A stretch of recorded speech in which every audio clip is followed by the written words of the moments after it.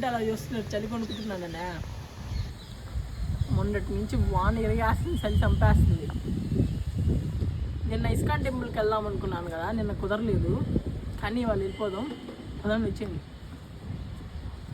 ఓం స్వామి శరణమయ్యప్ప. స్వామి శరణం స్వామి. ఇవాళ మోక్షాద ఏకాదశి అంటే భక్తికి ఆత్మ నిగ్రహానికి సంబంధించిన పవిత్రమైన రోజు. ఈరోజు విష్ణుమూర్తిని కానీ శ్రీకృష్ణుని కానీ దర్శించుకుంటే ఎంతో మంచి జరుగుతుందంట. సో ఆల్రెడీ మనం నిన్న ఇస్కాన్ టెంపుల్కి వెళ్దాం అనుకున్నాం కదా, కానీ మనకు కుదరలేదు. సో అందుకే ఇవాళ ఇస్కాన్ టెంపుల్కి అయితే వచ్చేసాము. సో మనం ఇస్కాన్ టెంపుల్ గురించి అయితే తెలుసుకున్నాము.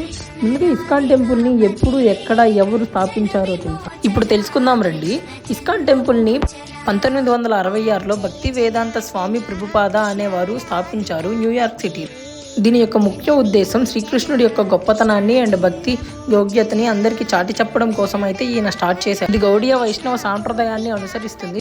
శ్రీకృష్ణుడే సర్వోన్నత దేవుడుగా భక్తిని చాటి చెబుతుంది.